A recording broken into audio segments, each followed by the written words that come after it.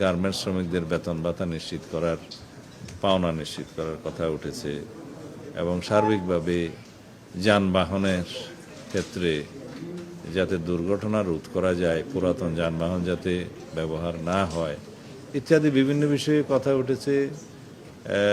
ফেরি দুর্ঘটনা যাতে রোধ করা যায়, লঞ্চের মধ্যে যে পশু পরিবহন সেটা যাতে বিভিন্ন রকমের হেনস্থার শিকার হয় সেগুলো রোধ করা যায়, এই সার্বিক বিষয়ে আমরা কথা বলেছি। সংশ্লিষ্ট সকল ডিপার্টমেন্টের সচিবগণ এবং সংস্থার প্রধান আর আমাদের মাননীয় ধর্মমন্ত্রী উপস্থিত ছিলেন। তো এই বিষয়ে আমরা কিছু সিদ্ধান্ত নিয়েছি, সেটা কালকের মধ্যে আমরা রেজলিউশন আকারে সবার কাছে দিয়ে দেব। সিদ্ধান্ত তো অনেক হয়েছে, গুরুত্বপূর্ণ।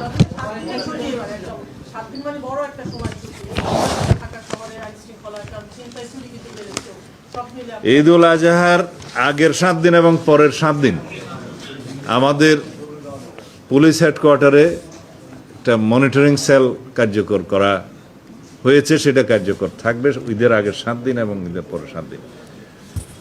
আমাদের সমস্ত ডিপার্টমেন্টগুলোর হটলাইন এই রেজলিউশনে থাকবে। পুলিশ ডিপার্টমেন্টের কোনটা, বিআইডব্লিউটিসির কোনটা, নৌপরিবহন মন্ত্রণালয়ের কোনটা এবং ফায়ার সার্ভিসের কোনটা এবং সংশ্লিষ্ট সকল ডিপার্টমেন্টের হটলাইনগুলো চালু থাকবে। সেগুলো রেজলিউশন আকারে যাচ্ছে, পত্রিকায় যাবে।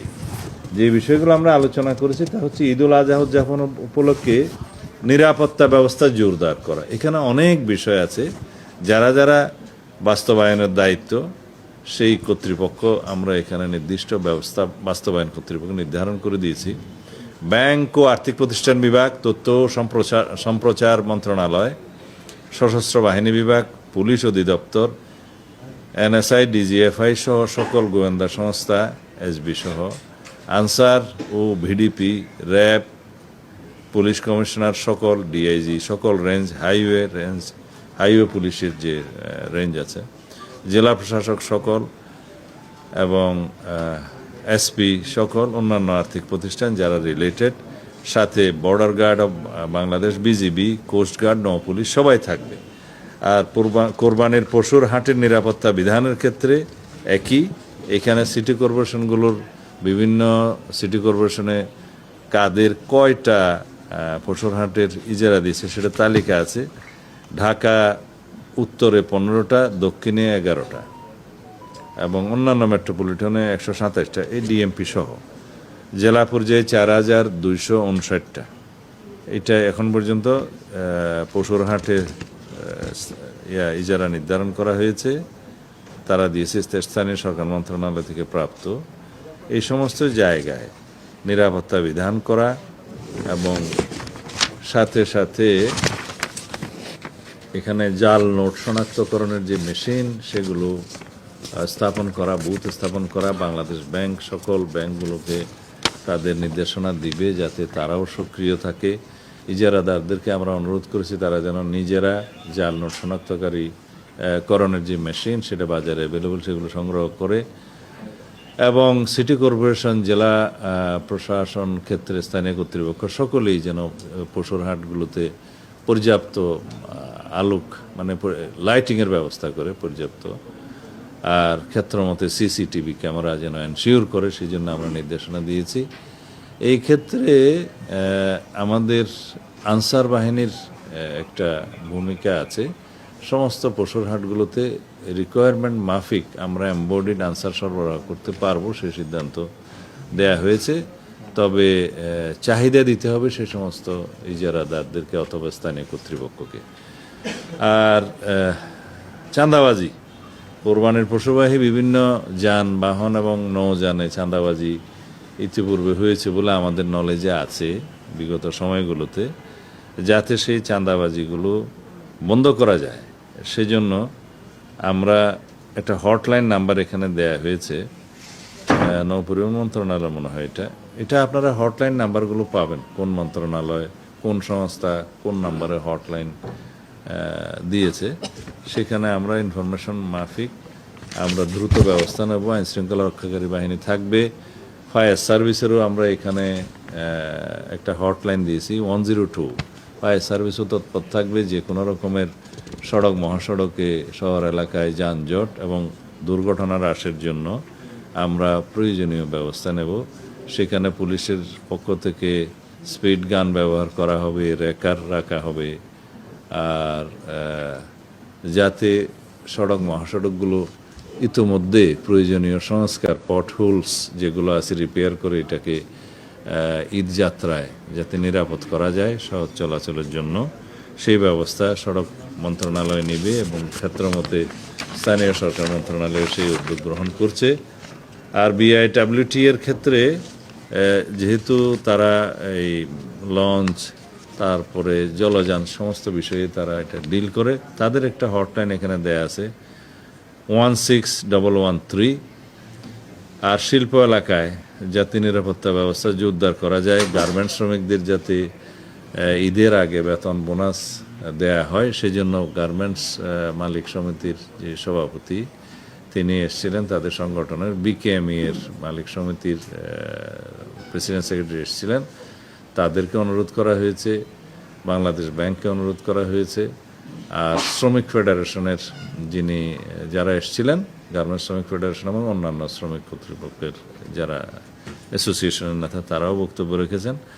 আমরা অনুরোধ করেছি সবাই মিলে বিজিএমইএ, বিকেএমইএ, বাংলাদেশ ব্যাংক, সংশ্লিষ্ট ব্যাংক, শ্রমিক ফেডারেশন সবাই মিলে ঈদের আগে যাতে কোনো শ্রমিকের বেতন অনাদায়ী না থাকে, মানে আদায় করা হয় বেতন বোনাস, সেই ব্যবস্থা করতে। কিছু কিছু সিক ইন্ডাস্ট্রিজ আছে, কিছু কিছু ইন্ডাস্ট্রি বন্ধ হয়েছে ইতিমধ্যে, সেক্ষেত্রে কি করা যায় তারা এটা সুসমন্বয় করে ব্যবস্থা করবে। আর কাঁচা চামড়ার মূল্য নির্ধারণের ক্ষেত্রে বাণিজ্য মন্ত্রণালয়ে আরেকটা মিটিং হবে, সেটা ট্যানারি মালিকরা আজকেও এসেছিলেন, ট্যানারি মালিক অ্যাসোসিয়েশনের প্রতিনিধিগণ, তারা বাণিজ্য মন্ত্রণালয়ের সাথে বসে একটা যৌক্তিক মূল্য নির্ধারণ করে পত্রপত্রিকায় সেটা প্রচার করবে, চামড়ার মূল্য, ন্যায্য মূল্য, সেটা পরবর্তীতে তারা জানাবে। আর অন্যান্য যেগুলো সার্ভিস সেক্টর আছে, বিদ্যুৎ, পানি এবং অন্যান্য গ্যাস সেক্টর, তাদেরকে সার্ভিস যাতে স্বাভাবিক রাখে সেই অনুরোধ করা হয়েছে। আর ঈদের জামাতে প্রয়োজনীয় নিরাপত্তা, মোবাইল কোর্ট পরিচালনা এবং অন্যান্য প্রচার করা হবে, যেটা আমরা ইতিপূর্বে মাননীয় প্রধানমন্ত্রীর সভাপতিত্বে একটা মিটিং করেছিলাম, সেটা পত্রপত্রিকায় প্রকাশিত হয়েছে, আপনারা জানেন, আমিও কথা বলেছিলাম। তাতে করে আমরা যেটা ব্যবস্থা গ্রহণ করেছি, এটা বাণিজ্য মন্ত্রণালয় অথবা শিল্প মন্ত্রণালয়, আমার মনে হয় এটা বাণিজ্য মন্ত্রণালয়ই করছে, শিল্প মন্ত্রণালয়ের সাথে সংশ্লিষ্টতা আছে, যেটা মাননীয় প্রধানমন্ত্রী 20 কোটি টাকা অনুমোদন করেছেন বিনামূল্যে গ্রাম পর্যায়ে, উপজেলা, শহর সমস্ত পর্যায়ে যাতে লবণ সরবরাহ করা যায় চামড়া সংরক্ষণের জন্য, এবং সাথে সাথে তাদের যেটা মোটিভেশনাল ওয়ার্ক, যেটা প্রচারণা করবে, সেটার দায়িত্ব স্থানীয় প্রশাসনকে দেওয়া হয়েছে, টিএনও, ডিসি, তাদেরকে সমন্বয় করে সেটা ক্যাবিনেট ডিভিশন থেকে সেই প্রচারণার জন্য অনুশাসন দেওয়া হয়েছে। যেমন মাদ্রাসাগুলোতে, এতিমখানাগুলোতে যারা চামড়া সংগ্রহ করে প্রায় বেশি, এবং ব্যক্তি পর্যায়েও যাতে প্রচারণাটা দেয়া হয় যে কোরবানির পশুর চামড়া খুলে নেয়ার পরের 2 ঘন্টার মধ্যে যাতে লবণ দিয়ে সংরক্ষণ করে, তাহলে চামড়ার গুণগত মানটা ভালো থাকে। সেইটার জন্য ইমামদের মাধ্যমে সমস্ত মসজিদে সেই প্রচারটা দেওয়ার জন্য এবং মুসল্লি সহ সবাইকে অনুরোধ করার জন্য সেটা ধর্ম মন্ত্রণালয়ের নেতৃত্বে ইতিমধ্যে নির্দেশনা দেওয়া হয়েছে। এবং এটার একটা ন্যারেটিভ, যে প্রচারপত্রটা কি হবে, সেটা কন্টেন্টটা রেডি করে আমরা ধর্ম মন্ত্রণালয়ের কাছে আমরা দেব, সেই জন্য একটা ব্যবস্থা নেওয়া হয়েছে। সেই কন্টেন্টটা সামাজিক যোগাযোগ মাধ্যমেও যাবে, এবং এইভাবে প্রচারণার জন্য ইসলামী ফাউন্ডেশন, ধর্ম মন্ত্রণালয়, আরও যারা যারা সংশ্লিষ্ট, তারা জনগণের মধ্যে এটা প্রচার করবে। তো এইভাবে আমরা সমস্ত সিদ্ধান্ত নিয়েছি। আরও অনেকগুলো বিষয় আছে, এই মুহূর্তে আমি সবগুলো রেজলিউশন আমার সামনে এখনও ফাইনাল করা হয়নি বলে বলতে পারি না। আরও কিছু বিষয় আছে যেগুলো আপনারা কালকে রেজলিউশন প্রকাশ হলে হয়তো আপনারা হাতে পেয়ে যাবেন। কোরবানি রিলেটেড প্রথমটা হলো যে একটু আগে বিরোধী দল নেতা বলছে যে চাঁদাবাজি হওয়ার কারণে বাজারের দাম বেড়ে গেছে, এটা উনি এটা নিয়ে কনসার্ন জানিয়েছে। নাম্বার 1। নাম্বার 2, একটু অন্য বিষয়, একটু ভূরাজনীতির ইস্যু। কারণ পশ্চিমবঙ্গে যে নির্বাচন হয়েছে সেখানে মুসলমানদের উপর যে হামলা হচ্ছে, মোট কয়টা কোয়েশ্চেন? 80 তো এখন কোরবানির মধ্যে। আপনাদের পাশে হ্যাঁ, বাংলাদেশের সংখ্যালঘুদের উপরে আঘাত হতে পারে সংখ্যা হচ্ছে। আমি জানি। কি বলবেন প্লিজ? কয়টা কোয়েশ্চেন হলো? একটা হলো বিরোধী দলের নেতা বলছে চাঁদাবাজি বেড়ে যাওয়ার কারণে বাজারের দাম বেড়েছে। দ্বিতীয় হলো পশ্চিমবঙ্গে হামলার কারণে বাংলাদেশের সংখ্যালঘুদের উপর হামলার আশঙ্কা করছে। স্বরাষ্ট্রমন্ত্রী কি বলবেন? মাননীয় বিরোধী দলীয় নেতা যে চাঁদাবাজি বৃদ্ধি পেয়েছে বললেন, তার কাছে যদি কোনো খতিয়ান থাকে আমার কাছে প্রদান করলে বা আপনারা দিলে সেই জায়গাটা আমি অ্যাড্রেস করতে পারবো। আমরা গত 30 এপ্রিল থেকে শুরু করে এই পর্যন্ত আরও অনির্দিষ্টকাল পর্যন্ত আমরা সারা দেশে অভিযান পরিচালনা করছি চাঁদাবাজির বিরুদ্ধে, সন্ত্রাসীদের পাকড়াও করার জন্য, মাদক এবং অন্যান্য জুয়া টুয়া সব সহ যারা অস্ত্রধারী অবৈধ দাগি আসামি তাদেরকে গ্রেফতার করার জন্য। বিশেষ করে আমরা এখানে মাদকের উপরে গুরুত্ব বেশি দিয়েছি এবং অস্ত্রধারীদের বিরুদ্ধে যে সন্ত্রাসীদেরকে দাগি আসামিদেরকে গ্রেফতার করতে পারি তাদের বিরুদ্ধে অভিযান চালানো হচ্ছে।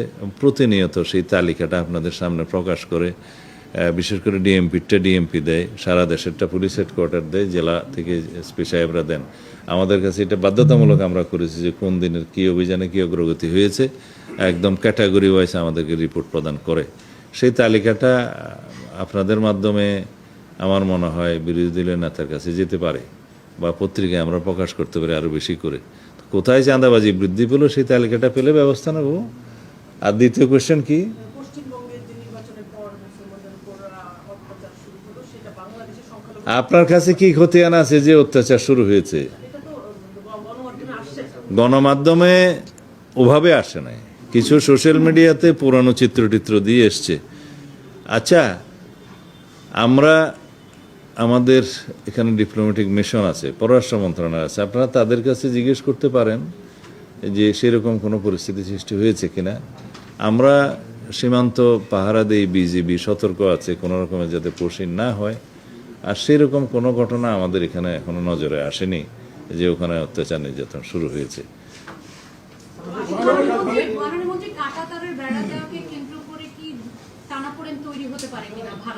এই বিষয়ে তো আমি গতকালকে কথা বলেছি। বাংলাদেশের সার্বভৌমত্ব আরেকটি দেশের সার্বভৌমত্ব, এটা হচ্ছে on the basis of sovereign equality. আমরা দুই দেশের সাথে সম্পর্ক বজায় রাখি। এখন কোনো দেশের অঙ্গরাজ্যের একটা নির্বাচন, স্থায়ী নির্বাচন কি হলো, তার ফলাফল কি হলো, সেটার প্রভাব কি হবে, সেটা তাদের সম্পূর্ণ আভ্যন্তরীণ ব্যাপার। এখানে কাঁটাতারের বেড়া যদি ভারতীয় সীমানার মধ্যে নোম্যান্স ল্যান্ড বজায় রেখে যদি সেই দেশ দিতে চায়, সেটা ডিপ্লোম্যাটিক ওয়েতে আমাদের আলাপ আলোচনা হবে। কিন্তু সেরকম কোনো ইস্যু তো প্র্যাকটিক্যালি ভারত সরকারের পক্ষ থেকে আমরা দেখিনি। এখন অঙ্গরাজ্যের নির্বাচনের পরে কোনো বিজয়ী দল যদি কোনো রকমের কোনো বক্তব্য দিয়ে থাকে, সেটা তো আমাদের সোভারেইন ইকুয়ালিটির ভিত্তিতে আমরা সেই জবাব দিতে পারি না। আমাদেরকে জানাতে হবে ভারতের কেন্দ্রীয় সরকারের পক্ষ থেকে যে বাংলাদেশ বর্ডারে বা ইন্ডিয়ান বর্ডারে তারা কিছু করতে চায় কিনা। সেটা ডিপ্লোম্যাটিক চ্যানেলে হবে, পররাষ্ট্র মন্ত্রণালয়ের সাথে তারা কথা বলবে। সেটার সাথে সংশ্লিষ্ট নই আমি স্বরাষ্ট্রমন্ত্রী হিসাবে। আমার দায়িত্ব হচ্ছে যে বর্ডারে নিরাপত্তা নিশ্চিত রাখা এবং যাতে কোনো রকমের পুশিন না হয় সেটার ব্যবস্থা করা, আইনশৃঙ্খলা পরিস্থিতি সেই জায়গায় সমুন্নত রাখা। তবে আমরা সতর্ক আছি, বিজিবিকে আমরা সতর্ক থাকতে নির্দেশনা দিয়েছি অনেক আগে। ধন্যবাদ। কখনো কোরবানিতে আছি, কখনো আবার সীমান্তে, কখনো আবার বিরোধী দলে কি করছে। আরেকটা কথা বলেছে, চাঁদাবাজি। গরু যখন কুরবানি হয় তখন গ্রাম থেকে বিভিন্ন এলাকা থেকে ঢাকায় গরু ঢুকে ট্রাকে করে, সেই ট্রাকে যে চাঁদাবাজি হয়, সেই চাঁদাবাজি বন্ধে আপনি কুরবানির নির্দেশ দিন। চাঁদাবাজি যাতে না হয় সেজন্য আমরা আইনশৃঙ্খলা রক্ষাকারী বাহিনীর কাছে বডি অন ক্যামেরা দিয়েছি।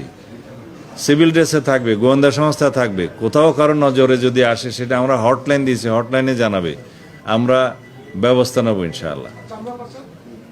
হ্যাঁ, চামড়া পাচার হবে না, নির্দেশনার কি আছে? আমরা কি নির্দেশ দিই চাঁদা পাচারের জন্য? কথা হলো